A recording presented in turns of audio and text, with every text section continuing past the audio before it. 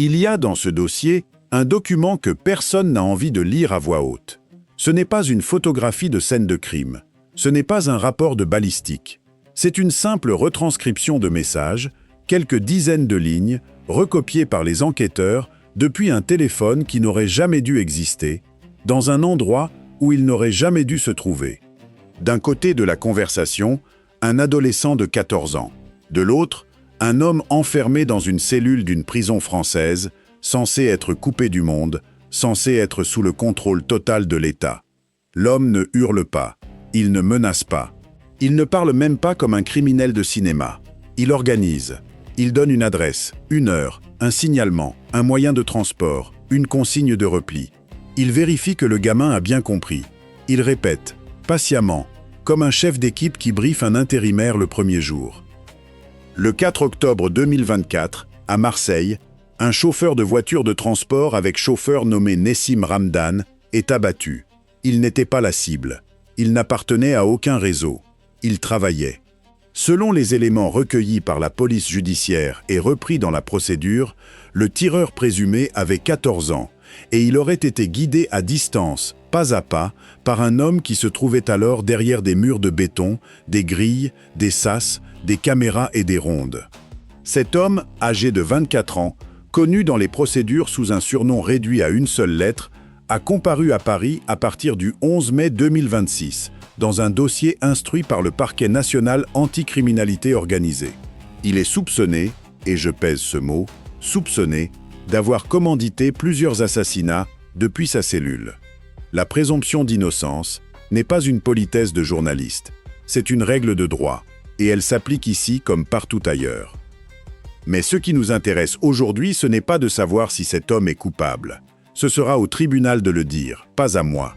Ce qui nous intéresse, c'est la question que ce dossier pose à l'État français, et que l'État français a fini par se poser lui-même, à voix haute, devant les caméras.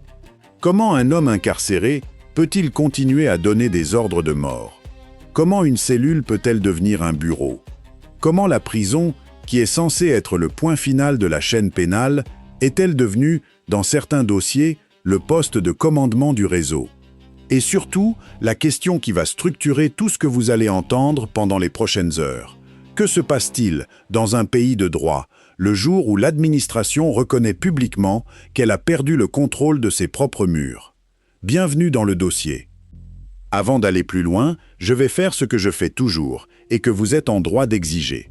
Je vais vous dire d'où vient ce que je vais vous raconter. Rien de ce dossier ne sort de mon imagination. Et rien ne sort d'une source anonyme invérifiable. Tout est public, tout est consultable. Le socle de départ, c'est le rapport de la commission d'enquête du Sénat sur l'impact du narcotrafic en France, conduite par les sénateurs Jérôme Durain et Étienne Blanc, remis le 14 mai 2024, et intitulé, dans un langage qui n'est pas celui de l'exagération médiatique, mais celui du Parlement, un nécessaire sursaut. Ensuite, la loi visant à sortir la France du piège du narcotrafic, promulguée le 13 juin 2025, dont l'essentiel du dispositif carcéral a été validé par le Conseil constitutionnel dans sa décision du 12 juin 2025. Ensuite, le décret d'application du 8 juillet 2025, qui définit dans le détail le fonctionnement de ce que l'administration appelle les quartiers de lutte contre la criminalité organisée. Ensuite, les décisions rendues par le Conseil d'État le 28 octobre 2025 sur la légalité de ce décret. Ensuite, les recommandations en urgence publiées par la Contrôleure générale des lieux de privation de liberté, autorité administrative indépendante, créée précisément pour aller regarder ce qui se passe derrière les portes fermées. Ensuite, les communications officielles du ministère de la Justice et de la Direction de l'administration pénitentiaire. Et enfin, les analyses de l'Observatoire international des prisons, du Conseil national des barreaux et des organisations d'avocats qui contestent ce dispositif devant la justice administrative. Je ne suis pas juge, je lis les dossiers. Et quand deux sources officielles se contredisent, je vous le dirai, plutôt que de choisir celle qui arrange le récit. Alors reprenons au commencement. Et le commencement n'est pas à Marseille. Il est dans un petit village du Pas-de-Calais, entre Lens et Douai, sur une ancienne terre de mine, dans une commune de moins de 8000 habitants que personne, en dehors des Hauts-de-France, n'aurait été capable de situer sur une carte il y a 5 ans. Vendin-le-Vieil. C'est là que l'État français a décidé, en 2025, de concentrer une centaine d'hommes qu'il considère comme les plus dangereux du pays. Pas les plus violents au sens du fait divers, les plus dangereux au sens systémique. Ceux dont l'administration estime qu'ils sont capables, depuis une cellule, de faire tuer, de faire livrer, de faire blanchir, de faire corrompre. Ceux dont la dangerosité ne s'arrête pas au portail de la prison, parce qu'elle ne dépend pas de leurs mains, mais de leur carnet d'adresses.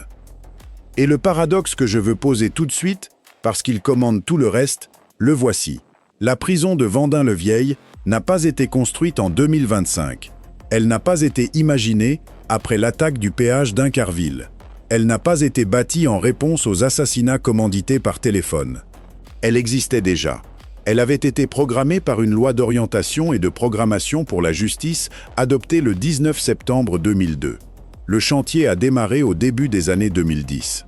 Le bâtiment a été livré à l'administration pénitentiaire en septembre 2014. Les premières personnes détenues y sont arrivées en mars 2015. 238 places, réparties entre 3 quartiers de maison centrale, un quartier de maison d'arrêt et un quartier de centre de détention, situé hors de l'enceinte principale. Un établissement conçu dès l'origine comme l'un des plus sécurisés de France, jumeau architectural d'un autre établissement, celui d'Alençon-Condé-sur-Sarthe, dans l'Orne, dont vous allez beaucoup entendre parler dans ce dossier. Autrement dit, la France avait déjà les murs. Elle avait déjà le béton, les miradors, les sas, les caméras, les couloirs qui se referment. Ce qu'elle n'avait pas, ce qu'elle n'a admis lui manquer que 10 ans plus tard, ce n'était pas de l'architecture. C'était le contrôle de ce qui traverse ces murs sans les toucher. Les ondes, les paroles, l'argent, les gens.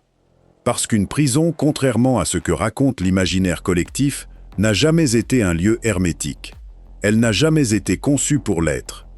Une prison est un lieu poreux par construction, et elle doit l'être, parce qu'il y entre chaque jour du personnel, des repas, du linge, des médicaments, des avocats, des visiteurs, des enseignants, des soignants, des prestataires, du courrier, des colis, des travaux, des livraisons. Une prison, c'est une petite ville sous contrat, avec des fournisseurs, des horaires, des marchés publics et des sous-traitants. Et une petite ville, ça se traverse. Ce que le narcotrafic contemporain a compris avant l'État, c'est que la faille n'était pas dans le mur. Elle était dans le flux. Mais pour comprendre comment on en arrive à ouvrir un régime de détention d'exception dans un pays qui n'en avait pas voulu pendant 40 ans, il faut d'abord regarder l'objet le plus banal du monde, un téléphone portable. En 2023, l'administration pénitentiaire française a saisi environ 53 000 téléphones portables et accessoires de téléphonie dans les établissements du pays. En 2024, selon les chiffres communiqués par le ministère de la Justice, environ 40 000. Ces chiffres, je veux que vous les entendiez correctement, parce qu'on les cite souvent à l'envers. Ce ne sont pas les téléphones qui circulent en prison, ce sont les téléphones que l'on a trouvés. C'est le résidu, c'est ce qui tombe dans le filet, pas ce qui passe à travers. Et pour mesurer l'ampleur de ce que ces chiffres racontent, il faut les rapporter à autre chose. La France compte environ 60 000 places de détention réparties sur près de 190 établissements, pour une population carcérale qui a dépassé les 80 000 personnes. Faites le rapport vous-même. On saisit chaque année l'équivalent, en appareils et en accessoires, de plus d'un téléphone pour 2 détenus. Chaque année. Et l'on continue d'en saisir l'année suivante, dans les mêmes proportions. Ce n'est pas une fuite, c'est un débit. La commission d'enquête sénatoriale a consacré à ce point des pages entières, et elle l'a fait avec une clarté qui manque souvent au débat public. Le rapport rappelle une évidence opérationnelle. Le téléphone illicite est le seul moyen, pour un trafiquant incarcéré, de rester en contact avec ses complices restés libres et donc de continuer à animer un réseau ou à commanditer des violences. Coupez le téléphone, vous coupez le poste de commandement. Laissez le téléphone, vous avez simplement déplacé le bureau du chef dans un endroit où en prime il est logé, nourri et protégé des représailles de ses concurrents. Devant cette commission, la chef du service national du renseignement pénitentiaire, Camille Hennetier, a décrit avec précision ce que les surveillants affrontent au quotidien. L'ingéniosité, disait-elle, est considérable. Les appareils introduits sont parfois d'une taille minuscule, dissimulable dans le corps. Ce sont aussi des montres connectées, des oreillettes, des composants séparés que l'on assemble une fois à l'intérieur. Et retrouver un téléphone n'est pas si simple, parce que les appareils circulent d'une cellule à l'autre par ce que le milieu appelle le yo-yo, ce fil lesté que l'on lance d'une fenêtre à l'autre le long des façades, la nuit, et qui rend l'imputation quasiment impossible. Quand le surveillant ouvre la cellule, l'appareil est déjà 3 étages plus haut. Alors regardons la mécanique dans le détail, parce que c'est là que se joue la crédibilité de tout dispositif de haute sécurité. Première voie d'entrée, la projection. C'est la plus vieille, la plus artisanale, et elle fonctionne encore. Un paquet lesté, lancé par-dessus le mur d'enceinte depuis un champ, un parking, un talus, une route départementale. Les établissements pénitentiaires français ont été construits pour l'essentiel en périphérie, sur des terrains bon marché, souvent bordés de zones agricoles ou de friches. Le mur d'enceinte arrête un corps humain. Il n'arrête pas un objet de 200 grammes lancé avec une fronde ou une catapulte improvisée. Deuxième voie, le drone. Et c'est celle qui a tout changé au cours de la dernière décennie. Un appareil de loisir à quelques centaines d'euros, disponible dans n'importe quelle enseigne d'électronique, capable de transporter une charge utile de plusieurs centaines de grammes, de voler de nuit, de suivre un plan de vol programmé sans pilote visible au sol, et de larguer sa charge au mètre près sur une cour de promenade ou une fenêtre de cellule. Contre cela, une enceinte de béton ne sert à rien. Un mirador ne sert à rien. Le survol illicite d'établissements pénitentiaires est devenu, en une dizaine d'années, une logistique de routine. Troisième voie, le parloir. Et là, il faut parler franchement, sans complaisance et sans caricature. Le parloir est un droit. Le maintien des liens familiaux est un principe reconnu par le droit français et par la Convention européenne des droits de l'homme. Et ce n'est pas une faiblesse du système, c'est l'un de ses fondements, parce qu'un détenu qui perd tout lien avec l'extérieur est un détenu que l'on ne réinsérera jamais. Mais un parloir sans dispositif de séparation physique est aussi un point de transfert. Un objet passe d'une main à l'autre, ou d'une bouche à l'autre, en quelques secondes, y compris par ingestion. Les fouilles à corps ont été strictement encadrées par la loi pénitentiaire de 2009, précisément parce qu'elles avaient donné lieu à des pratiques dégradantes et systématiques. Ce n'est pas un détail juridique, c'est le cœur du conflit que nous allons examiner plus loin. Quatrième voie, et c'est celle dont l'administration parle le moins volontiers. La corruption interne. Un établissement pénitentiaire, c'est plusieurs centaines d'agents.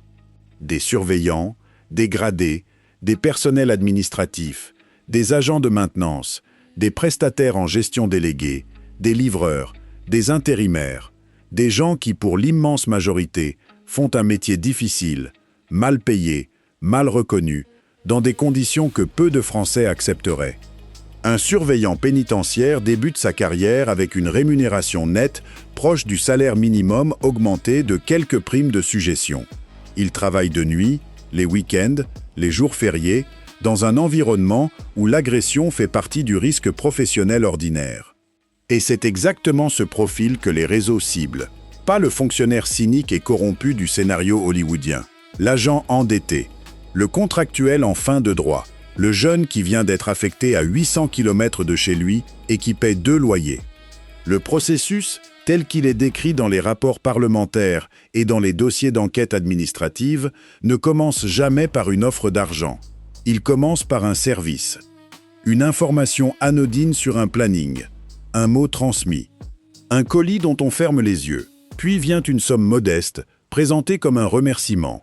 Puis la dette morale s'inverse et la menace apparaît, souvent dirigée non pas contre l'agent, mais contre sa famille, dont l'adresse a entre-temps été identifiée. À ce stade, l'agent n'est plus un complice, il est un otage salarié. C'est pour cette raison que le ministre d'État, garde des Sceaux, Gérald Darmanin, a placé la corruption au même niveau que le drone et le téléphone dans la liste des failles à verrouiller. Lors de sa visite à Vendin-le-Vieil, le 25 juillet 2025, il a déclaré que la décision avait été prise de mettre tous les moyens pour qu'aucun drone ne puisse survoler le site, pour qu'aucun téléphone portable ne puisse entrer, pour qu'aucune corruption ne soit possible et pour que les contacts avec l'extérieur notamment au parloir, se fasse derrière des hygiaphones avec des fouilles systématiques. Reste la question que tout le monde pose et à laquelle personne ne répond simplement. Pourquoi ne pas brouiller? Pourquoi ne pas installer, dans chaque prison de France, un dispositif qui empêche purement et simplement tout téléphone de fonctionner? La réponse est technique, et elle est humiliante pour l'État. Le brouillage a été déployé massivement à partir du milieu des années 2000. Des centaines de brouilleurs ont été installés dans les établissements français. Ils ont fonctionné, à peu près, sur les réseaux de deuxième génération. Puis la troisième génération est arrivée, puis la quatrième, puis la cinquième. Chaque génération élargit les bandes de fréquence, multiplie les protocoles, densifie les antennes. Un brouilleur, techniquement, doit émettre une puissance suffisante pour saturer une bande de fréquence précise dans un volume précis. Multiplier les bandes, et il faut multiplier les émetteurs. Rapprocher les antennes de l'opérateur du mur d'enceinte, et il faut augmenter la puissance. Augmenter la puissance, et vous brouillez le quartier résidentiel voisin, les commerces, les services de secours, et parfois les liaisons radio des surveillants eux-mêmes, c'est-à-dire l'outil qui leur sauve la vie quand une alarme est déclenchée en coursive. Voilà pourquoi la France a mis 20 ans à admettre que le brouillage généralisé était une impasse budgétaire et technique, et qu'il fallait raisonner autrement. Non plus empêcher l'appareil de fonctionner partout, mais concentrer les moyens sur un périmètre restreint, avec un ratio humain démesuré et des technologies de détection active.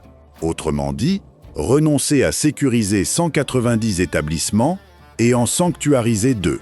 Mais pour comprendre pourquoi l'État a franchi ce pas politique, il faut revenir à une matinée de mai 2024, sur une bretelle d'autoroute normande. Le 14 mai 2024, peu avant 11 h du matin, un fourgon de l'administration pénitentiaire circule dans l'Eure, en Normandie. Il transporte un détenu qui vient d'être présenté devant un magistrat à Rouen et que l'on ramène vers son établissement. Le convoi est classique, conforme aux procédures d'extraction judiciaire. À hauteur du péage d'Incarville, un véhicule percute le fourgon de plein fouet. Un commando lourdement armé ouvre le feu. 2 agents de l'administration pénitentiaire sont tués. Le capitaine pénitentiaire Fabrice Moello et le surveillant brigadier Arnaud Garcia. 3 autres agents sont grièvement blessés.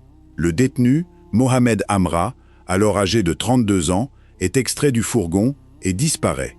Je ne vais pas vous décrire cette scène davantage. Ce n'est pas le sujet, et ce n'est pas la manière de cette chaîne. Ce qui compte ici, ce sont les conséquences institutionnelles, et elles ont été considérables. Parce que l'attaque d'Incarville n'a pas seulement tué 2 fonctionnaires. Elle a détruit une croyance. La croyance selon laquelle, en France, l'appareil pénitentiaire dispose du monopole de la force sur les personnes qu'il détient. Ce jour-là, à 11 h du matin, sur une route ordinaire d'un département ordinaire, un réseau criminel a démontré publiquement qu'il pouvait mobiliser plus de puissance de feu, plus de préparation et plus de détermination que l'escorte de l'État. Regardons la mécanique de ce qui a suivi, parce qu'elle est instructive sur les capacités réelles de ces organisations. La cavale de Mohamed Amra a duré 9 mois. 9 mois pendant lesquels un homme dont le visage avait été diffusé dans toute l'Europe, dont la tête faisait la une de tous les journaux, a circulé, s'est logé, s'est nourri, s'est soigné, s'est déplacé à travers les frontières. Il a été interpellé le 22 février 2025 à Bucarest, en Roumanie, puis remis à la France, mis en examen et incarcéré précisément au quartier de haute sécurité de Vendin-le-Vieil. Ce détail n'est pas anecdotique. L'homme dont l'évasion a provoqué la création du dispositif est devenu l'un de ses premiers pensionnaires. Il y a là une forme de bouclage narratif que l'État a d'ailleurs largement mis en avant. Mais le chiffre qu'il faut retenir de ce dossier n'est ni le nombre de balles tirées, ni la durée de la cavale. C'est le nombre de mises en examen. Au mois d'avril 2026, 2 ans après les faits, 47 personnes avaient été mises en examen dans cette procédure, selon le décompte établi par l'agence France Presse. 47. Et les interpellations continuaient, menées par les enquêteurs de l'Office central de lutte contre la criminalité organisée et la police judiciaire de Rouen, sur des profils que les enquêteurs décrivaient comme secondaires, chargés notamment de fournir des téléphones aux membres du commando. 47 personnes pour extraire un homme d'un fourgon. Voilà ce que révèle une évasion de cette nature. Ce n'est pas un coup de force, c'est un projet industriel. Il a fallu des repéreurs, des véhicules volés, des logisticiens, des logeurs, des relais à l'étranger, des lignes téléphoniques dédiées, des financements. Une organisation capable de cela n'est plus un groupe de délinquants. C'est une entreprise, avec une chaîne d'approvisionnement, un service des ressources humaines et une gestion de projet. Et pourtant, il faut ici poser une nuance que la plupart des commentaires ont écartée, parce qu'elle dérangeait le récit. Au moment de son évasion, Mohamed Amra n'était pas classé au sommet de la hiérarchie du narcotrafic français. Il purgeait des peines prononcées pour des faits d'association de malfaiteurs, d'extorsion, de vol, de violence armée. Aucune de ces condamnations n'était directement liée au trafic de stupéfiants. Il était par ailleurs mis en cause dans une affaire d'enlèvement suivie de mort à Marseille, et la police soupçonnait des liens avec le milieu du grand banditisme marseillais, mais il n'était pas, à ce moment-là, l'archétype du chef de cartel. Cette nuance est essentielle, parce qu'elle éclaire ce que le rapport sénatorial avait déjà identifié comme un angle mort majeur du système français. Le classement des détenus. La France dispose depuis longtemps d'un statut administratif appelé « détenu particulièrement signalé », qui déclenche des mesures de surveillance renforcées. Mais ce statut a été conçu autour d'un risque précis, celui de l'évasion et du trouble à l'ordre de l'établissement.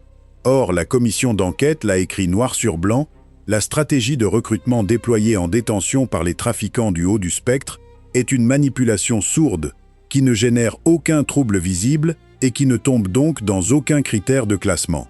Le chef qui recrute, qui organise et qui commandite depuis sa cellule est, pour l'administration, un détenu calme.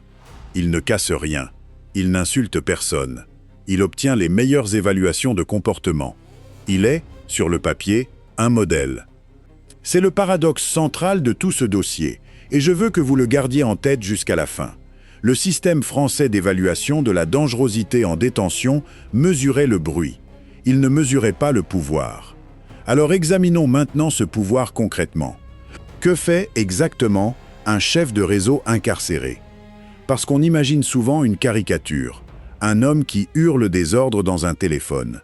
La réalité décrite par les procédures est beaucoup plus froide et beaucoup plus inquiétante. Il arbitre. Un réseau de distribution de stupéfiants est une structure économique avec des points de vente que le milieu appelle des terrains ou des fours, des gérants, des équipes de vente en rotation, des guetteurs, des ravitailleurs, des nourrices qui stockent la marchandise et l'argent. Un point de vente performant dans une grande agglomération française peut générer, selon les évaluations produites par les enquêtes judiciaires et reprises par les rapports publics, plusieurs dizaines de milliers d'euros de chiffre d'affaires par jour. Ce n'est pas de la petite délinquance, c'est une unité commerciale. Et comme toute unité commerciale, elle produit des conflits. Un gérant qui vole la caisse, une équipe qui se plaint de son ravitaillement, une dette non réglée, un concurrent qui installe un point de vente à 100 mètres. Chacun de ces conflits remonte, exactement comme dans une entreprise, vers celui qui a l'autorité de trancher. Il nomme et il révoque. Le pouvoir de désigner le gérant d'un point de vente rentable est, dans cette économie, l'équivalent d'un pouvoir de nomination. Il se monnaie, il se négocie, il crée de la loyauté et de la rancune. Il sanctionne. Et c'est là que la violence entre. Dans plusieurs procédures instruites ces dernières années, des enquêteurs ont établi que des ordres d'élimination auraient été transmis depuis des lieux de détention. Dans un dossier marseillais concernant l'organisation criminelle que les enquêteurs désignent sous le nom de DZ Mafia, un homme d'une trentaine d'années, incarcéré depuis 2021, a été extrait de sa cellule et placé en garde à vue en novembre 2024, soupçonné d'avoir commandité depuis sa détention une fusillade survenue en novembre 2023 sur le parking d'un restaurant du 16e arrondissement de Marseille, qui avait fait 2 morts et 3 blessés. Les investigations ont été ouvertes du chef d'assassinat, tentative d'assassinat en bande organisée et association de malfaiteurs. Je répète le cadre juridique. Il s'agit de soupçons portés par une information judiciaire. Rien de tout cela n'est établi, tant qu'une juridiction ne l'a pas jugé. Il recrute. Et c'est le point le plus grave, celui qui a fini par emporter la décision politique. La détention est devenue, pour ces organisations, un bassin de recrutement. Des centaines d'hommes jeunes, sans ressources, endettés, sans perspective de sortie professionnelle, concentrés dans un espace clos, en contact quotidien avec des figures qui disposent d'argent, de protection et de statut. Aucune agence de recrutement au monde ne dispose d'un vivier aussi captif. Mais pour comprendre pourquoi ce pouvoir a pu prospérer aussi longtemps sans être détecté, il faut regarder l'état réel des moyens humains de la justice et de l'administration pénitentiaire française. Et là, on quitte le registre du fait divers pour entrer dans celui de l'arithmétique budgétaire. Commençons par un chiffre que le garde des Sceaux lui-même a donné à la télévision française et qui résume à lui seul l'état du système. Dans un établissement pénitentiaire français ordinaire, le ratio d'encadrement tourne autour de 20 surveillants pour 100 personnes détenues. À Vendin-le-Vieil, dans le dispositif de haute sécurité, ce sont environ 250 agents qui sont affectés à la surveillance d'une centaine de détenus. Prenez une seconde pour mesurer ce que cela signifie. Pour tenir 100 hommes, l'État a dû mobiliser un encadrement plus de 12 fois supérieur à la norme nationale. Non pas parce que ces 100 hommes sont plus forts physiquement, mais parce que le niveau de contrôle nécessaire pour empêcher un être humain de communiquer avec l'extérieur dans une société saturée de connexions exige une densité humaine que le système ordinaire ne peut pas offrir. Et voilà l'aveu, le vrai, celui qui n'a jamais été formulé ainsi mais qui découle mécaniquement des chiffres. Si tenir 100 détenus stratégiques exige 250 agents, alors l'État reconnaît implicitement qu'il ne tient pas les dizaines de milliers d'autres. Il ne les tient pas parce qu'il n'en a pas les moyens humains. Le régime d'exception n'est pas seulement une réponse à une menace. C'est la reconnaissance chiffrée d'une incapacité structurelle. La population carcérale française a franchi le seuil des 80 000 personnes détenues pour une capacité opérationnelle d'environ 60 000 places. Dans les maisons d'arrêt, qui accueillent les personnes en attente de jugement et les courtes peines, la densité dépasse couramment 150% et atteint dans certains établissements des niveaux supérieurs à 200%.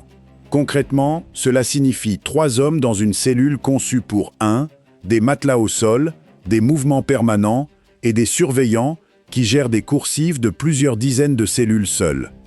Dans ces conditions, la fouille n'est pas une routine. C'est un événement. Elle mobilise du personnel qu'il faut retirer d'ailleurs. Elle crée de la tension. Elle prend du temps. Et quand un établissement fonctionne en flux tendu permanent, avec des agents en sous-effectif chronique et des heures supplémentaires accumulées, la fouille devient une variable d'ajustement. Non pas par négligence, mais par arithmétique. Le second étage de la défaillance est judiciaire, et il est moins visible parce qu'il ne produit pas d'image. La France compte, rapporté à sa population, un nombre de magistrats et de personnel de greffe nettement inférieur à la moyenne des pays européens comparables. Une situation documentée depuis des années par les rapports de la Commission européenne pour l'efficacité de la justice. Dans les juridictions interrégionales spécialisées, celles qui traitaient jusqu'à récemment les grands dossiers de criminalité organisée, un juge d'instruction peut suivre simultanément plusieurs dizaines de procédures, dont certaines comportent des centaines de milliers de pages, des milliers d'écoutes à exploiter, des dizaines de mises en examen et des ramifications internationales. Un dossier de narcotrafic structurel, entre les premières interceptions et l'audience, met couramment 5 à 7 ans à parvenir devant une juridiction de jugement. 5 à 7 ans. Pendant ce temps, le réseau visé s'est reconfiguré 3 fois, les prix ont changé, les routes ont changé, les téléphones ont changé, et une génération entière de mineurs recrutés est devenue majeure. C'est ce constat de lenteur structurelle qui a conduit à la création, prévue par la loi du 13 juin 2025, du Parquet national anticriminalité organisée, entré officiellement en fonction le 5 janvier 2026. Ce parquet spécialisé a hérité dès son lancement d'environ 170 dossiers en cours transmis par la juridiction nationale chargée de la lutte contre la criminalité organisée, parmi lesquels l'enquête sur l'évasion du péage d'Incarville. Son organisation repose sur un principe simple et, il faut le dire, intelligent. Sur chaque affaire, 2 magistrats spécialisés travaillent conjointement, l'un sur le volet criminel, l'autre sur le volet financier. Parce que l'expérience de 30 années de lutte anti-mafia en Europe a démontré une chose. On ne démantèle pas une organisation criminelle en poursuivant ses crimes. On la démantèle en poursuivant sa comptabilité. Le troisième étage de la défaillance est celui du renseignement. Le Service national du renseignement pénitentiaire est une création récente à l'échelle de l'histoire administrative française. Il a été structuré au milieu des années 2010, d'abord dans une logique de lutte antiterroriste, après les attentats qui ont frappé le pays. Sa doctrine, ses effectifs et ses outils ont été construits pour détecter un phénomène précis, la radicalisation violente en détention. Or, la criminalité organisée ne se comporte pas comme le terrorisme. Elle ne prêche pas. Elle ne se signale pas par une rupture idéologique visible. Elle ne cherche pas le martyr. Elle cherche le profit. Elle est, par nature, discrète, économique et parfaitement intégrée aux codes sociaux ordinaires. Détecter cela demande une compétence différente. Cela demande des analystes financiers, des spécialistes des flux, des capacités d'exploitation de données massives. Cela demande aussi, et c'est le point le plus délicat, une capacité à établir des sources humaines à l'intérieur des établissements, dans un contexte où le simple soupçon de collaboration expose une personne détenue à des représailles immédiates. Le quatrième étage, enfin, est celui de la coordination. La Cour des comptes s'est penchée en septembre 2024 sur l'Office anti-stupéfiants, créé en 2019 pour être le chef de file français de la lutte contre le narcotrafic. Ces observations ont pointé les difficultés d'un pilotage partagé entre police nationale, gendarmerie nationale et douane, trois administrations disposant chacune de leur chaîne hiérarchique, de leurs objectifs de performance, de leur système d'information et de leur culture professionnelle. Quand une organisation criminelle opère de manière parfaitement intégrée, de l'achat en Amérique du Sud à la vente au détail dans un hall d'immeubles, et que l'État lui oppose trois administrations qui doivent négocier entre elles le partage des informations, le rapport de vitesse est structurellement défavorable. Voilà le tableau réel. Une administration pénitentiaire en surpopulation chronique et en sous-effectif permanent. Une justice spécialisée qui met des années à juger. Un renseignement pénitentiaire conçu pour une autre menace. Une coordination interservices coûteuse en temps. Face à cela, l'État avait deux options. La première option était longue, coûteuse et politiquement ingrate. Recruter massivement des surveillants, des magistrats, des greffiers, des analystes. Construire des places de détention.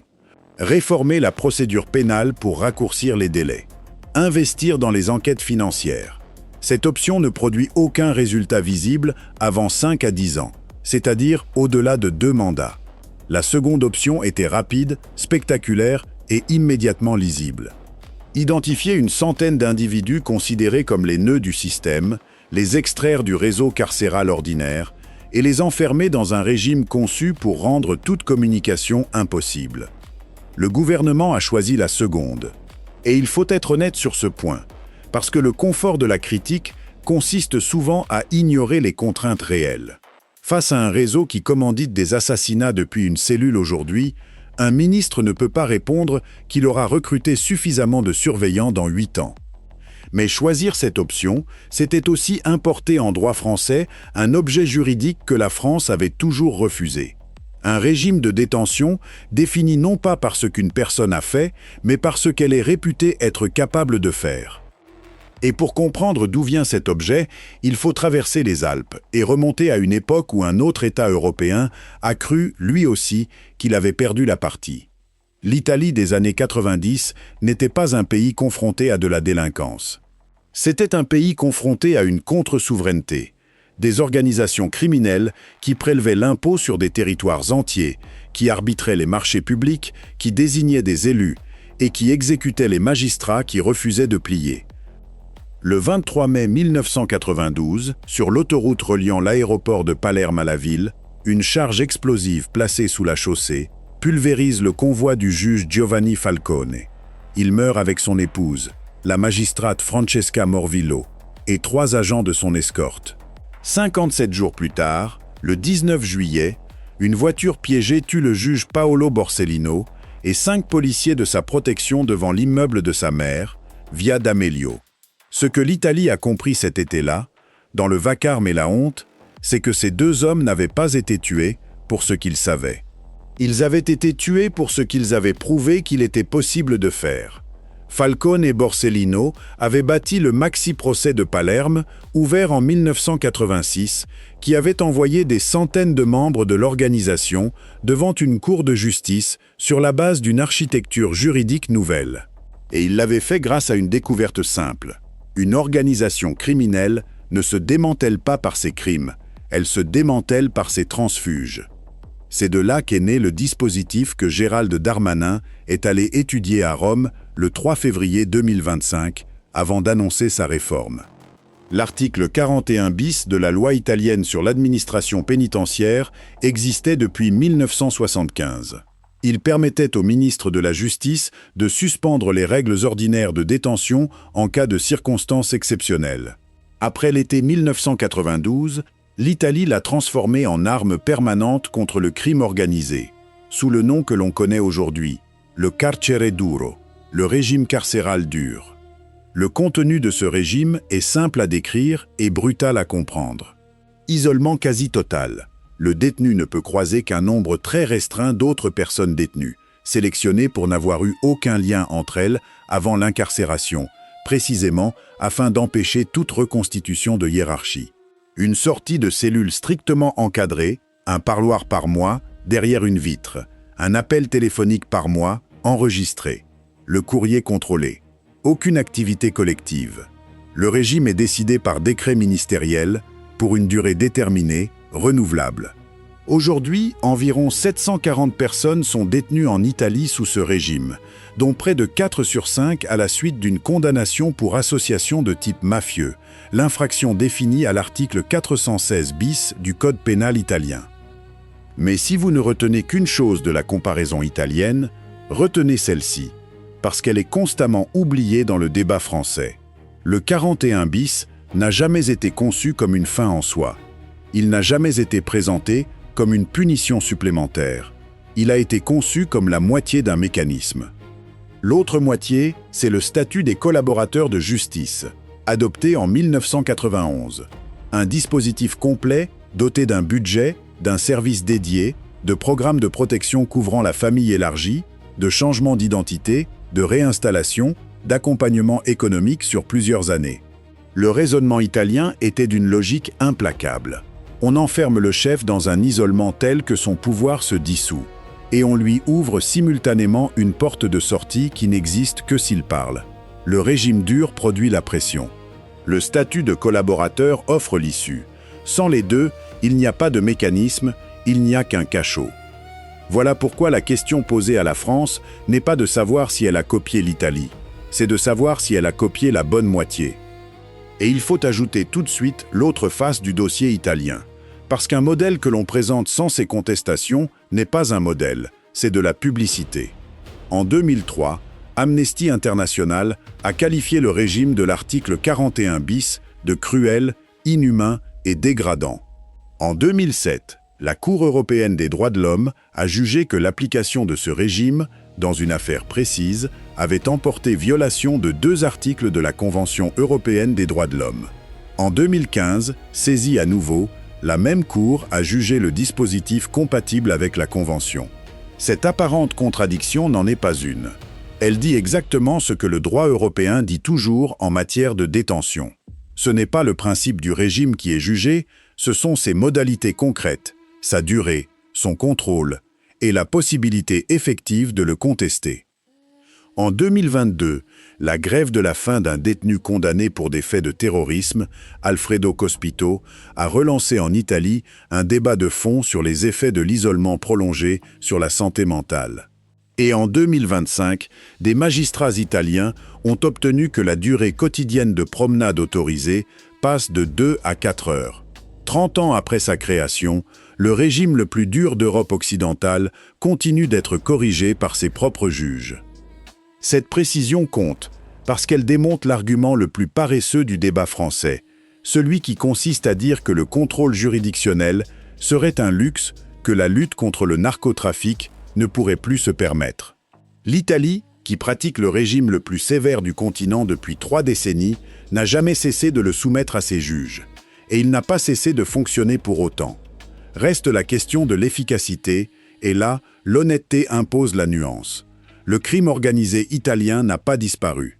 Il s'est déplacé, il s'est transformé, il s'est mondialisé. L'organisation calabraise, que l'on désigne sous le nom de 'ndrangheta, est devenue, selon les évaluations des services européens, l'un des acteurs majeurs de l'importation de cocaïne en Europe, avec une capacité de projection financière considérable.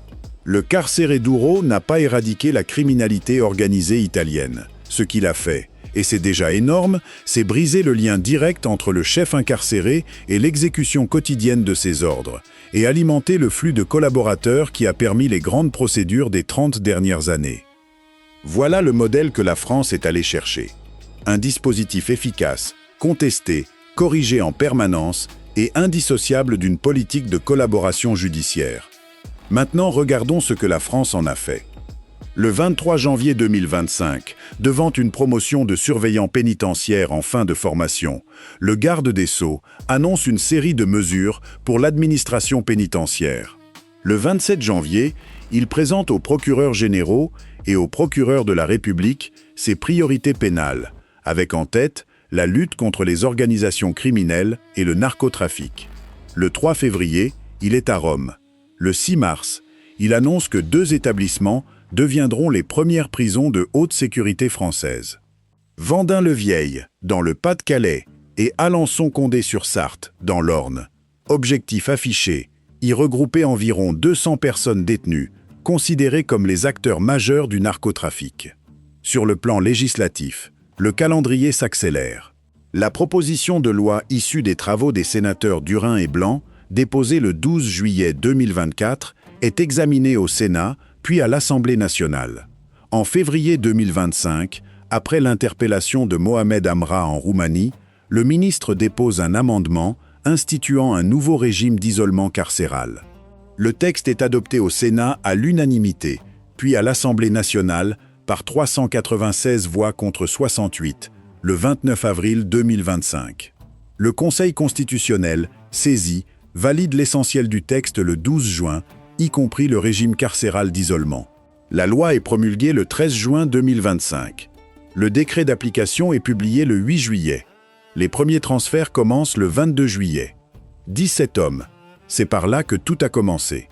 Le 22 juillet 2025, 17 hommes sont transférés vers Vendin-le-Vieil. Le convoi est assuré par les équipes régionales d'intervention et de sécurité, les unités spécialisées de l'administration pénitentiaire, appuyées par les forces de sécurité intérieure.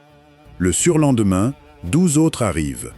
Le 25 juillet, le garde des Sceaux se rend sur place et annonce que la centaine sera atteinte au début du mois d'août. Elle le sera. Avant d'entrer dans le régime lui-même, il faut regarder une opération dont on a très peu parlé et qui dit beaucoup de la manière dont fonctionne l'administration pénitentiaire française. Pour accueillir ces hommes, il a fallu vider l'établissement. Au 1er mars 2025, Vendin-le-Vieil hébergeait environ 105 personnes détenues, pour une capacité opérationnelle d'environ 162 places, dont 135 en maison centrale. La quasi-totalité de ces détenus a été transférée vers d'autres établissements du territoire. Quelques-uns sont restés, parmi lesquels des profils que la France connaît par cœur, condamnés pour des faits qui n'ont rien à voir avec le narcotrafic et qui relèvent d'autres pages de notre histoire judiciaire. Retenez ce mécanisme, parce qu'il va revenir. Pour créer 100 places d'exception, l'État en a déplacé 100 autres. Il n'a pas ajouté de capacité. Il a redistribué la pression. Et cette pression est retombée sur des établissements qui étaient déjà, pour beaucoup d'entre eux, en surpopulation. Maintenant le régime. Il porte un nom administratif qui, comme souvent en français, dit tout en ne disant rien. Quartier de lutte contre la criminalité organisée. Le sigle est passé dans le langage courant des juristes en quelques mois. Ce régime est inscrit dans le Code pénitentiaire et précisé par le décret du 8 juillet 2025. L'affectation dans ce quartier est décidée par le garde des Sceaux, pour une durée d'1 an, renouvelable.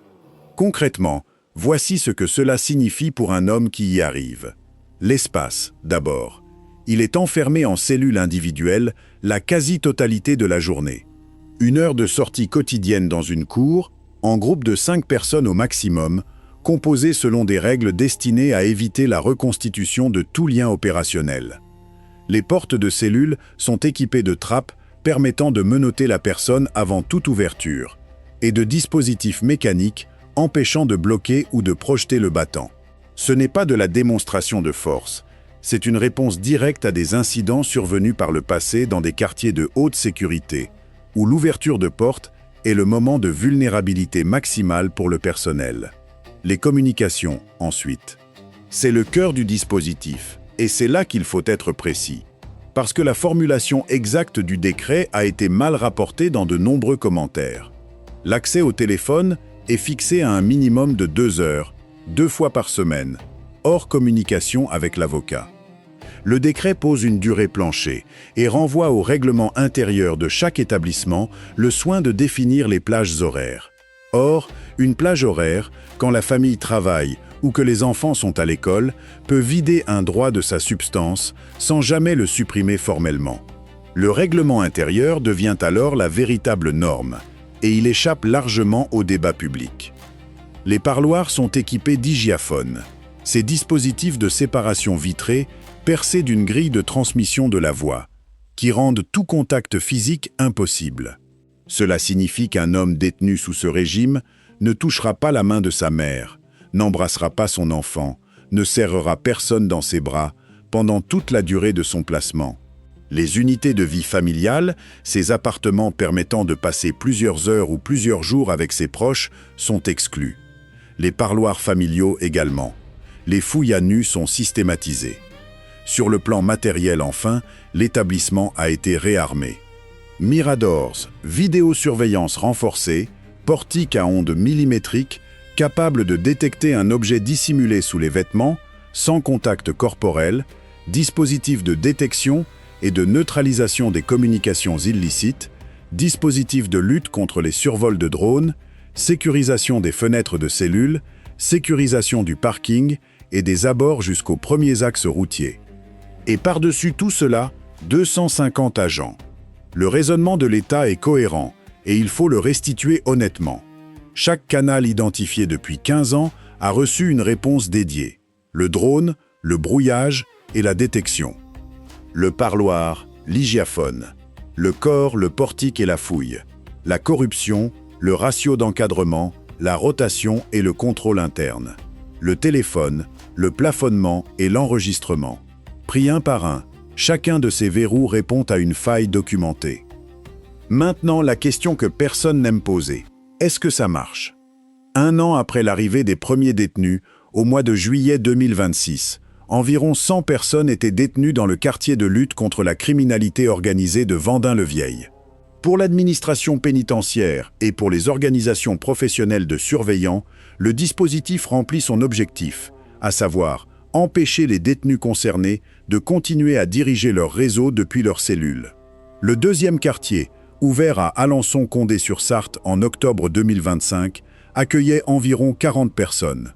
3 nouveaux quartiers étaient programmés, l'un à Réau, en Seine-et-Marne, à l'été 2026, les 2 autres à Aix-Luynes, dans les Bouches-du-Rhône, et à Valence, dans la Drôme, en 2027.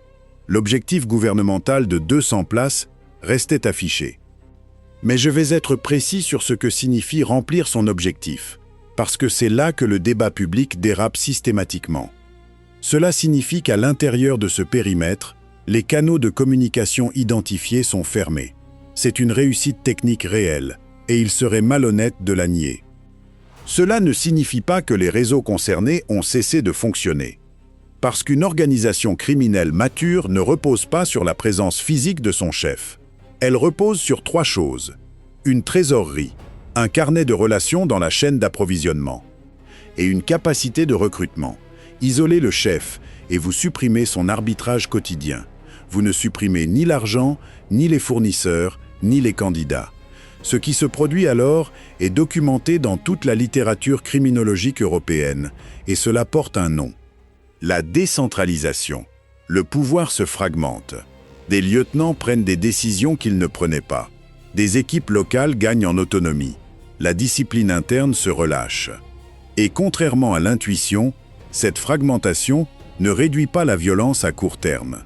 Elle l'augmente, parce que la violence, dans ces organisations, est d'abord un mode de résolution des conflits internes. Un chef fort qui arbitre à distance, aussi cynique que cela paraisse, empêche des règlements de compte en tranchant lui-même.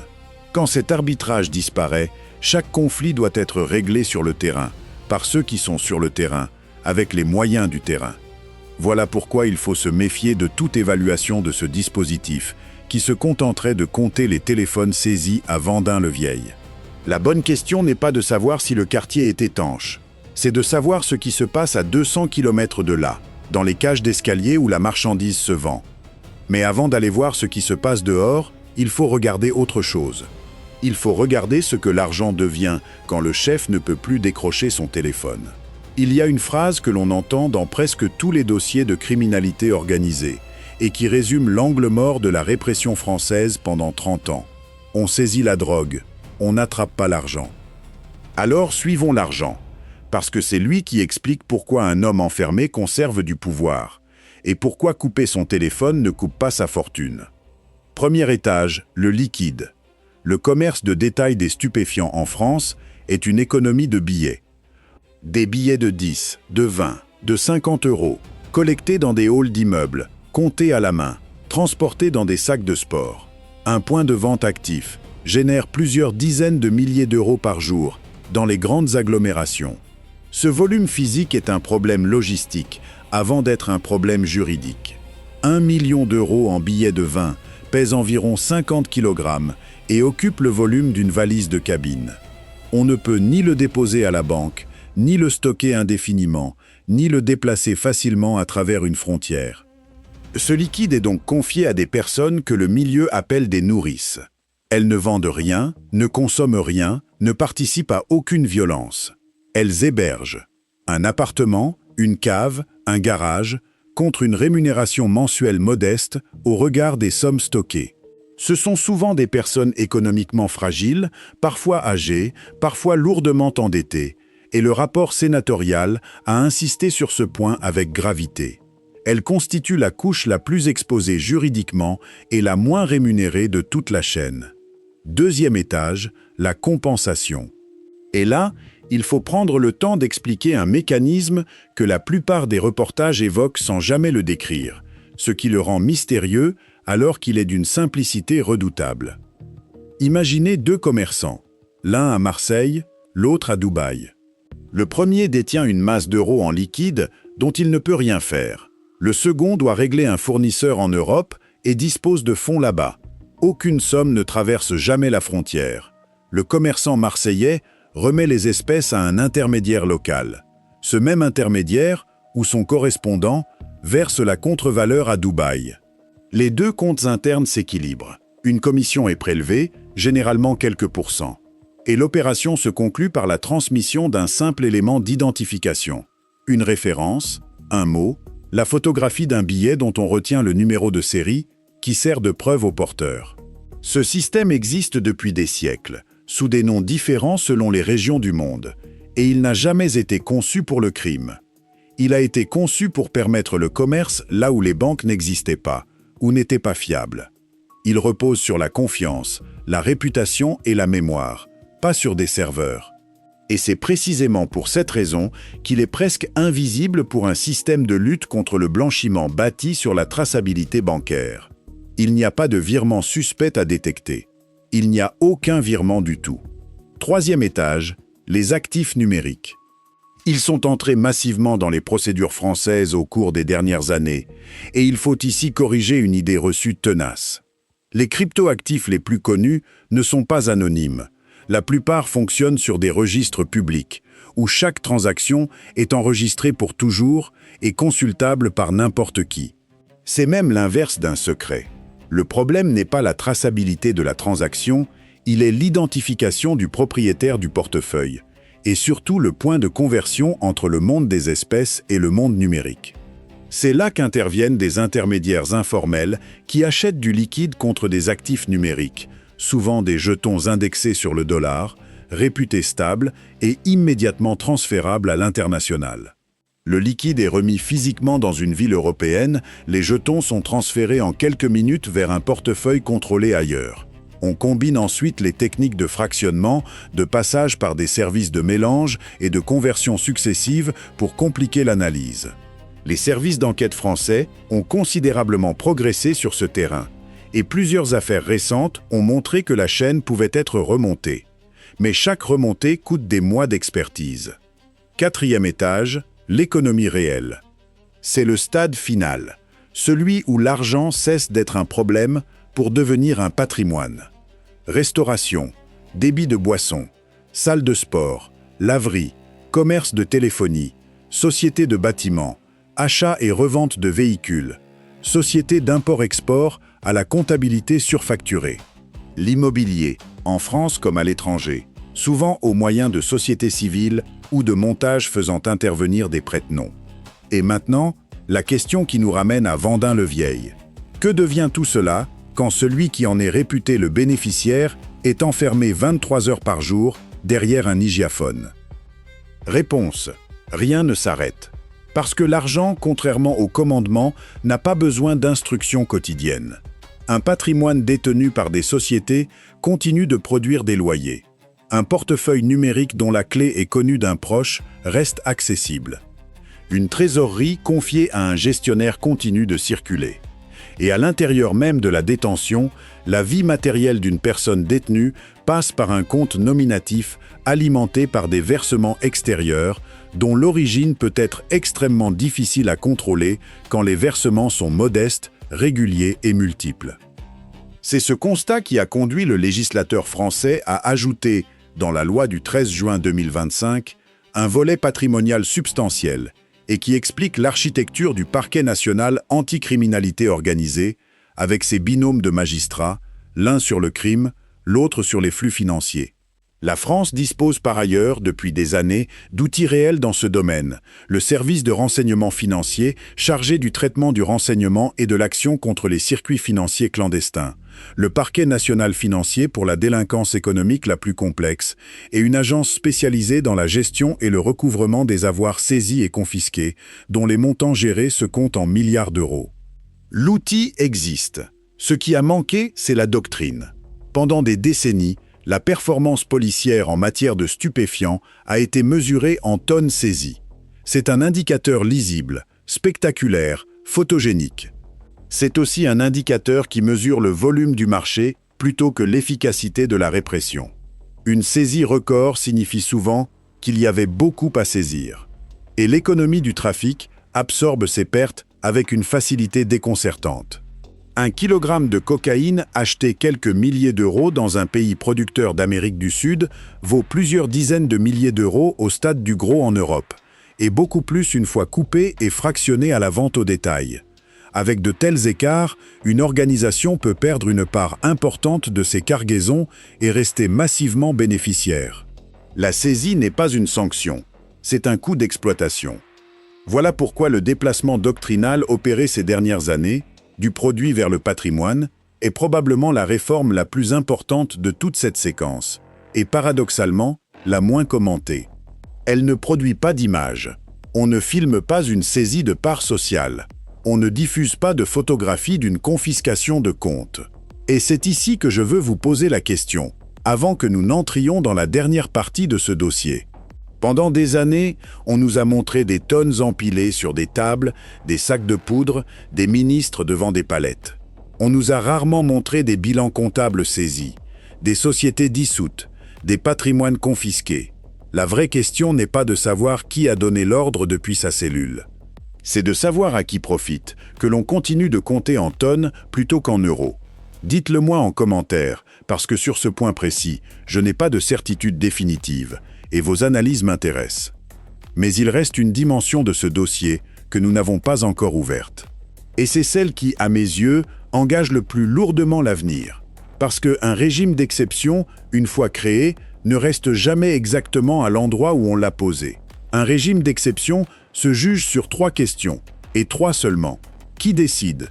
Sur quels critères? Et devant qui peut-on contester? Reprenons-les dans l'ordre, avec les textes. Qui décide? L'affectation dans un quartier de lutte contre la criminalité organisée relève d'une décision du garde des Sceaux, c'est-à-dire du ministre de la Justice, pour une durée d'1 an renouvelable. Ce n'est pas un juge qui décide. Ce n'est pas une juridiction de l'application des peines, c'est l'autorité administrative, au sommet de la hiérarchie exécutive. Ce choix a été assumé et justifié par la nécessité d'agir vite et de mobiliser des informations de sécurité qui ne circulent pas dans le débat contradictoire ordinaire. Sur quels critères ?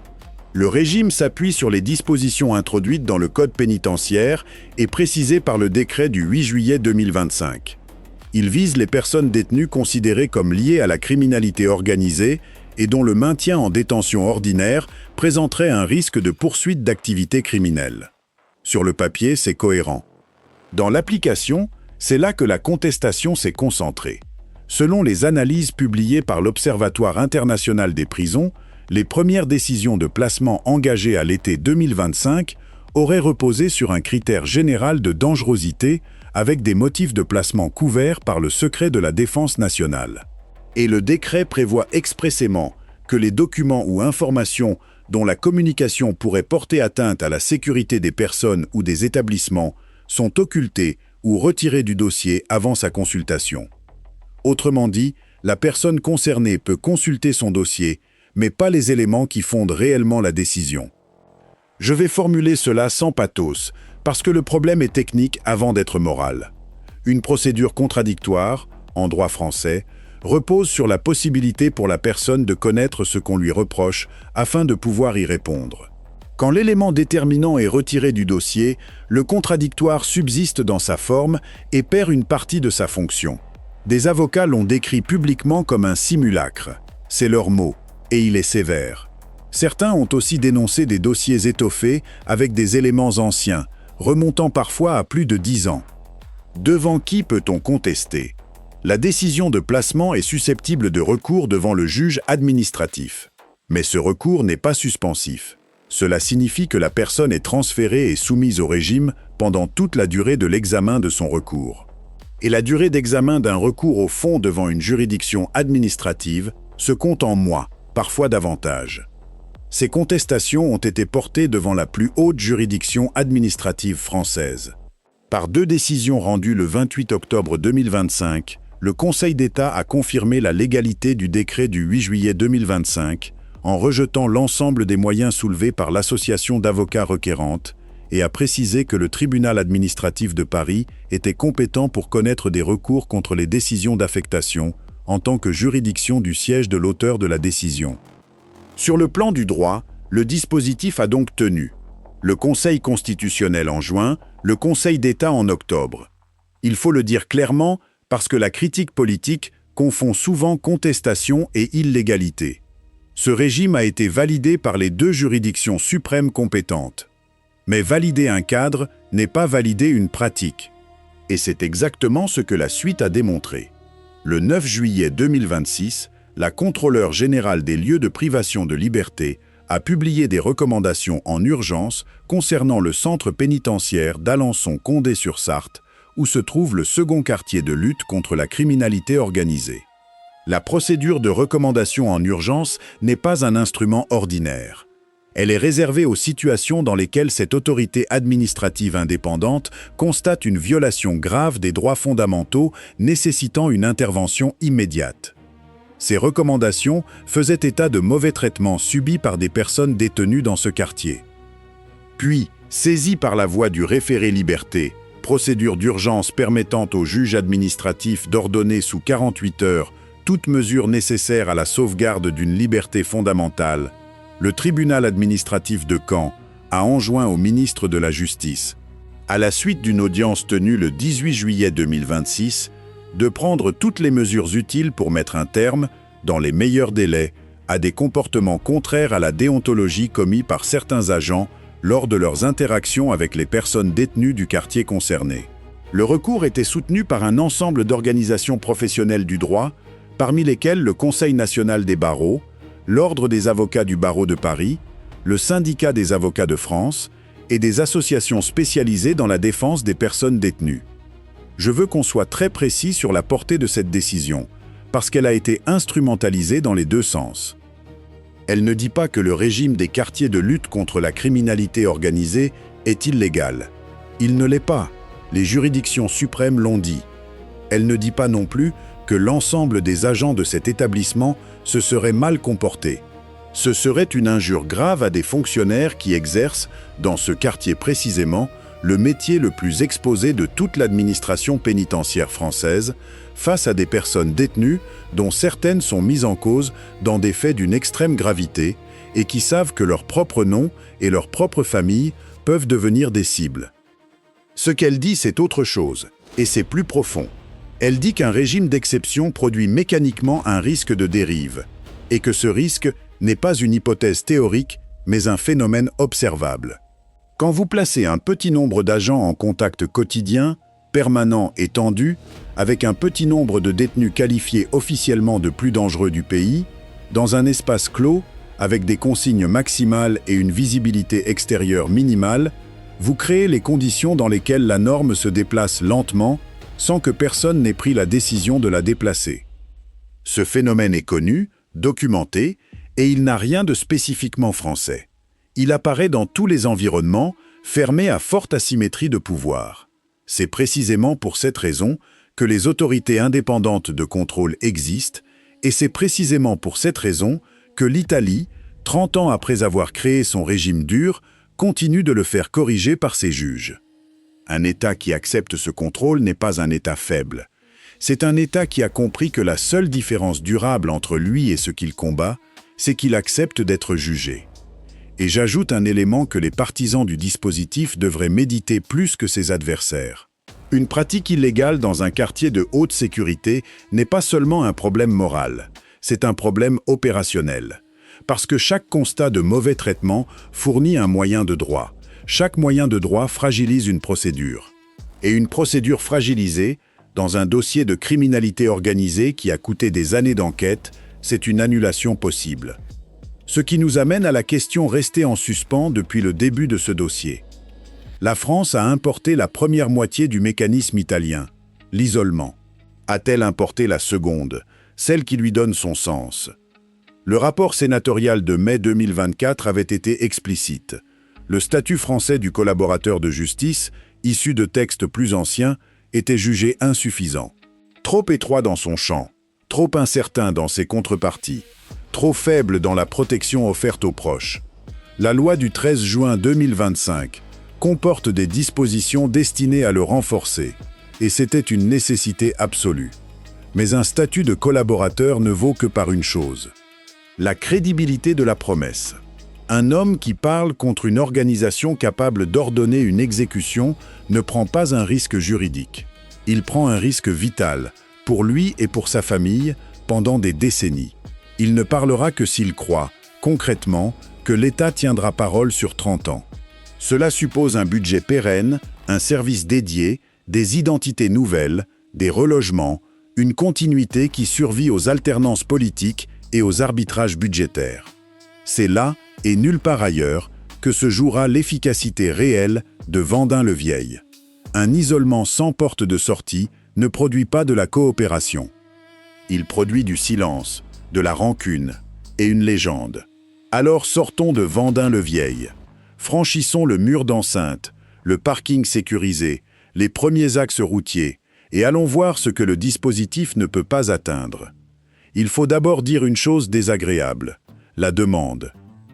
La France est l'un des marchés de consommation les plus importants d'Europe occidentale pour le cannabis, et sa consommation de cocaïne a connu au cours de la dernière décennie une progression que l'Observatoire français des drogues et des tendances addictives a qualifiée de préoccupante, avec une diffusion sortie des cercles urbains aisés pour atteindre des zones périurbaines et rurales, et des milieux professionnels très divers. Le prix a baissé, la pureté a augmenté, la disponibilité s'est étendue. Aucun régime carcéral au monde ne réduit une demande. Le dispositif de haute sécurité agit sur l'offre, à un point très précis de la chaîne, le commandement. Il n'agit ni sur le producteur, ni sur le transporteur, ni sur le consommateur, ni sur les raisons pour lesquelles un habitant de ce pays achète. Ensuite, la relève. Et c'est ici que ce dossier devient grave. Parce que le mouvement le plus marquant des dernières années dans le narcotrafic français n'est pas technologique, il est démographique. Les procureurs des grandes juridictions concernées l'ont dit publiquement, dans des termes qui ne laissent aucune place à l'ambiguïté. Un ultra-rajeunissement des profils. des guetteurs de 13 ou 14 ans, des vendeurs de 15 ans et, dans plusieurs procédures instruites ces dernières années, des mineurs mis en cause comme auteurs présumés de tentatives d'homicide ou d'homicide, recrutés à distance, parfois sans avoir jamais rencontré physiquement celui qui les emploie. Le recrutement s'opère sur des messageries grand public, avec des annonces dont la forme imite le marché du travail légal. Un poste, un lieu, une rémunération, une durée de mission. Le vocabulaire est celui de l'intérim. Il n'y a plus d'initiation, plus de parcours, plus de progression dans une hiérarchie de quartier. Il y a une offre, un contact, une mission. Ce basculement, il faut le comprendre dans sa logique économique, parce qu'il n'a rien d'irrationnel du point de vue de l'organisation. Un mineur coûte moins cher. Il encourt, en droit français, des peines réduites en raison de l'excuse de minorité. Il est rarement identifié dans les fichiers. Il est plus facilement remplaçable. Et surtout, il est plus sensible au prestige et à la reconnaissance, à un âge où le cerveau humain n'a pas achevé la maturation des fonctions d'évaluation du risque et de contrôle des impulsions. Les neurosciences du développement sont sans ambiguïté sur ce point. Les circuits de la récompense atteignent leur pleine sensibilité à l'adolescence, plusieurs années avant que les régions préfrontales chargées de l'inhibition n'atteignent leur maturité. Autrement dit, on recrute précisément la tranche d'âge où le rapport entre l'attrait du gain immédiat et la perception du danger est le plus déséquilibré. Et c'est ici qu'il faut faire ce que cette chaîne fait toujours, et que trop de récits sur ce sujet refusent de faire. Regardez les chiffres réels de la rémunération. Parce qu'on nous vend une image. Des liasses filmées, des voitures allemandes, des montres, des séjours à l'étranger, des vidéos tournées à la verticale dans des halls d'immeubles. La réalité, telle qu'elle ressort des procédures, est d'une misère écrasante. Un guetteur posté à l'entrée d'un point de vente est rémunéré, selon les dossiers, de quelques dizaines à environ 100 € pour une journée entière de présence, souvent par tranches de plusieurs heures, exposé au froid, à la pluie, aux interpellations et aux tirs de la concurrence. Une personne qui héberge de la marchandise ou du liquide perçoit quelques centaines d'euros par mois, tout en encourant des peines de plusieurs années d'emprisonnement. Un vendeur au détail gagne davantage, mais sur une durée de carrière qui se compte en mois entre l'interpellation, la blessure et le remplacement. Mettez maintenant ces montants en face des marges de la chaîne. 1 kilogramme acheté quelques milliers d'euros au départ et revendu, une fois fractionné, plusieurs dizaines de milliers d'euros au bout de la chaîne. Regardez qui prend le risque pénal, qui prend le risque vital et qui encaisse la marge. Ce n'est pas une organisation criminelle égalitaire. C'est une pyramide de sous-traitance dont la base est constituée d'adolescents payés au tarif d'un petit boulot non déclaré et dont le sommet, quand il est enfermé, l'est dans un établissement où l'État dépense un budget considérable pour l'empêcher de téléphoner. Il faut aussi nommer l'autre coût, celui dont on ne parle jamais dans les bilans, les personnes tuées. Dans les travaux parlementaires consacrés à ce sujet, un chiffre revient pour l'année 2023, celui de 49 personnes ayant perdu la vie dans des violences liées au narcotrafic en France. Parmi elles, des adolescents. Parmi elles, des personnes qui n'avaient aucun lien avec le trafic et qui se trouvaient au mauvais endroit, comme ce chauffeur par lequel nous avons commencé ce dossier. Et il y a la troisième catégorie, la plus récente et la plus lourde de conséquences. Celles et ceux qui sont visés parce qu'ils gênent. Des menaces documentées visant des policiers, des magistrats, des avocats, des surveillants pénitentiaires, des responsables associatifs, des élus locaux. En novembre 2025, l'assassinat à Marseille de Mehdi Kessachi, frère d'un militant engagé publiquement contre le narcotrafic, a marqué un tournant dans la perception du phénomène par les institutions françaises, parce qu'il posait une question que la France n'avait plus eu à se poser depuis longtemps. Que se passe-t-il quand une organisation criminelle cesse de viser ses concurrents pour viser ceux qui parlent? C'est exactement la question que l'Italie s'est posée en 1992. Et c'est pour cela que je vais être très clair sur ma position, sans la déguiser en analyse neutre. Face à une organisation qui menace des magistrats et qui recrute des enfants, un État qui ne fait rien n'est pas un État modéré, c'est un État absent. Mais un État qui ne fait que cela, qui construit des quartiers d'exception sans construire les moyens ordinaires de la justice, sans protéger ceux qui parlent, sans s'attaquer au patrimoine, et sans jamais poser la question de la demande, cet État-là n'a pas repris le contrôle. Il a construit une vitrine solide devant un bâtiment qui prend l'eau. Alors, 1 an après, où en sommes-nous vraiment? Faisons le bilan honnêtement, avec ce que nous savons et en assumant ce que nous ne savons pas. Ce qui est établi. Le quartier de lutte contre la criminalité organisée de Vendin-le-Vieil fonctionne depuis juillet 2025 et concentre environ une centaine de personnes détenues. Le second, à Alençon-Condé-sur-Sarthe, fonctionne depuis octobre 2025 avec une quarantaine de personnes. 3 autres sont programmés, à Réau, à Aix-Luynes et à Valence, pour atteindre l'objectif gouvernemental de 200 places. Le cadre juridique a été validé par le Conseil constitutionnel en juin 2025 et par le Conseil d'État en octobre 2025. L'administration pénitentiaire et les organisations professionnelles de surveillants estiment, après 1 an de fonctionnement, que le dispositif atteint son objectif immédiat, à savoir empêcher les personnes concernées de piloter leur réseau depuis leurs cellules.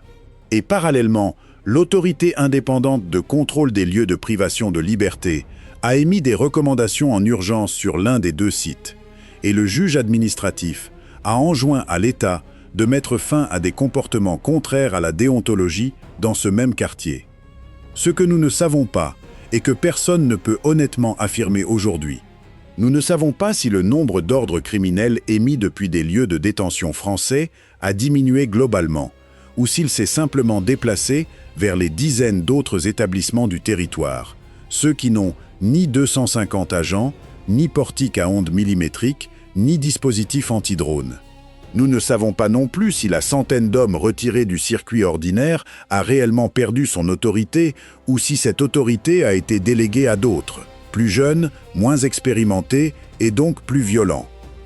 Et nous ne saurons pas grand-chose de tout cela avant plusieurs années, parce que la statistique judiciaire française n'est pas construite pour répondre à cette question. On compte les saisies, on compte les mises en examen, on compte les téléphones trouvés. On ne compte pas ce qui n'a pas eu lieu. Alors permettez-moi de terminer ce dossier par un détour historique, parce qu'il éclaire tout le reste. Ce n'est pas la première fois que la France enferme différemment ceux qu'elle juge irrécupérables. Le pays a connu dans les années 70 des quartiers de haute sécurité, régime d'isolement renforcé appliqué aux détenus considérés comme les plus dangereux. Ces quartiers ont été supprimés au début des années 80 sous l'autorité du garde des Sceaux Robert Badinter, sur un raisonnement précis. Non pas parce qu'ils étaient inefficaces contre les évasions, mais parce qu'ils produisaient, par la durée et par l'absence de perspective, des effets que l'État lui-même finissait par ne plus contrôler. Une dégradation psychique documentée, une escalade dans la confrontation, et une extension progressive du régime à des profils pour lesquels il n'avait jamais été conçu. Voilà le vrai risque, et il n'a rien à voir avec la sévérité. Le risque, c'est le glissement. Un régime créé pour une centaine d'hommes se justifie par leur exceptionnalité. Mais le nom même du dispositif ne dit pas narcotrafic. Il dit criminalité organisée. Et la criminalité organisée, en droit français, est une catégorie large, qui englobe des infractions extrêmement diverses. Le décret ne fixe pas de plafond au nombre de quartiers. 5 sont déjà programmés. La décision appartient au ministre. Les motifs peuvent être classifiés. Le recours n'est pas suspensif. Rien de tout cela n'est illégal. Tout cela a été validé. Et c'est précisément pour cette raison qu'il faut le regarder de près, aujourd'hui, pendant que le dispositif est petit et scruté, plutôt que dans 10 ans, quand il sera grand et banal. Parce que la question que pose Vendin-le-Vieil n'est pas de savoir si l'on doit être dur avec ceux qui font tuer des adolescents pour un point de vente. La réponse est évidemment oui. La question est de savoir ce que dit d'un État le fait qu'il ait eu besoin de construire cela. Reprenons les chiffres une dernière fois et posons-les côte à côte. Un établissement programmé par une loi de 2002, livré en 2014, ouvert en 2015. Une commission d'enquête sénatoriale qui décrit précisément, en mai 2024, un phénomène dont les praticiens parlaient depuis plus de 10 ans. 40 000 téléphones saisis en une seule année. Une population carcérale de plus de 80 000 personnes pour environ 60 000 places. un ratio d'encadrement ordinaire de 20 agents pour 100 détenus, porté à 250 pour 100 détenus dès lors qu'il s'agit vraiment de contrôler. Ces chiffres ne racontent pas la puissance du crime organisé. Ils racontent le lent désinvestissement d'une fonction régalienne, étalée sur plusieurs décennies et sous des majorités politiques successives, jusqu'au point où il a fallu un régime d'exception pour restaurer, sur un périmètre de 100 cellules, ce que l'État était censé exercer partout. Vendin-le-Vieil n'est pas la preuve que la France a repris le contrôle. C'est la preuve, écrite en béton, en effectifs et en lignes budgétaires, qu'elle avait cessé de l'exercer, et qu'elle en a fait le constat officiel. C'est un point de départ, pas une victoire. Un point de départ qui ne vaudra que si l'on construit derrière ce qui manque. Des magistrats et des greffiers en nombre suffisant pour que les dossiers soient jugés en 3 ans et non en 7. Un statut de collaborateur de justice réellement crédible, financé, protégé, tenu sur des décennies. Une politique patrimoniale qui frappe les avoirs plutôt que les cargaisons. Un contrôle indépendant que l'on renforce au lieu de le supporter.